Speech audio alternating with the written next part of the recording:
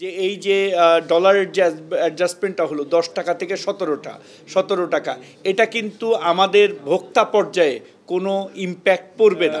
আপনারা আমাদের বাণিজ্য মন্ত্রণালয়ের তো নিজস্ব কোনো উৎপাদন করি না বা আমাদের কোনো পণ্যের সরবরাহ আমরা করি না। আমরা মোটামুটি কৃষি এবং খাদ্য এই দুটো মন্ত্রণালয়ের উপরে নির্ভর করে তাদের কাছ থেকে আমরা কি বলবো যে সাপ্লাই পেয়ে সেটা আমরা ভোক্তাদের কাছে নিশ্চিত করি। তো আমাদের এই ত্রিপক্ষীয় মিটিংটা করার জন্য একটা নির্দেশনা বা একটা দেওয়া হয়েছে যে আজকে যেহেতু খাদ্যমন্ত্রী এবং কৃষিমন্ত্রী ছিল না, যে আমরা ঈদের আগে আরেকবার আমরা বসবো যে আমাদের খাদ্য পরিস্থিতি এবং কৃষি পণ্যের পরিস্থিতিগুলো কি সেটা আমরা পর্যবেক্ষণ করে মাঠ পর্যায়ের যে দিক নির্দেশনা সেটা আমরা দিব।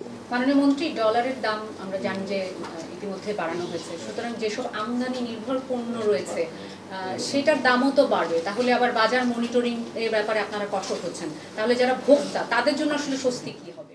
না, আপনারা একটা জিনিস একটু আমি না কোনো করে না, আমি আপনাদেরকে নিশ্চিত করে বলতে চাই যে এই যে ডলারের যে অ্যাডজাস্টমেন্টটা হলো 10 টাকা থেকে 17 টাকা, এটা কিন্তু আমাদের ভোক্তা পর্যায়ে কোনো ইম্প্যাক্ট পড়বে না।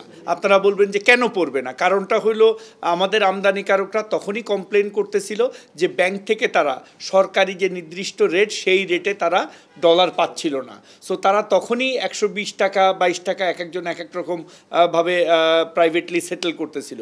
এখন সরকার সমন্বয় করার ফলে তারা সরকারি যে রেট সেই রেটেই সবগুলা আমদানিকারক আমদানি করতে পারবে। সো আমরা আমাদের আমদানিকৃত যে পণ্য, বিশেষ করে ভোজ্য তেলের কোনো অ্যাডজাস্টমেন্ট আমরা এই বিষয়ে করব না, এবং আমরা আশা করি আমাদের যারা উৎপাদনকারী এবং আমদানিকারক আছে তারা এই অন্ততপক্ষে আগামী ঈদ পর্যন্ত নতুন করে আমরা কোনো প্রাইস বেঁধে দিব না, আমাদের পুরনো প্রাইসে ইনশাল্লাহ তারা সরবরাহ করতে পারবে।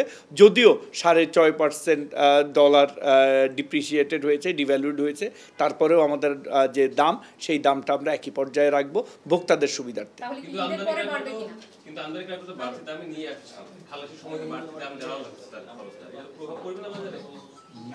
না, আগের আমরা যে দামটা নির্ধারণ করে দিয়েছিলাম ওই দামের বাইরে আগামীর মানে ঈদ পর্যন্ত নতুন কোনো দাম আমরা দিব না, ওই পুরান দামেই তারা সরবরাহ করবে, এটা আমি একেবারে সবাইকে আশ্বস্ত করতে পারি।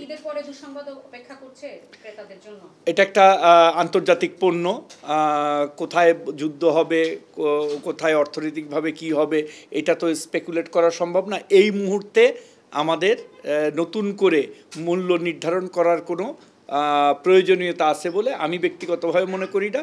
যদি আন্তর্জাতিক বাজারে প্রাইস দাম বেড়ে যায় তখন আমরা তাদের আবেদনের প্রেক্ষিতে আমরা চিন্তা করব।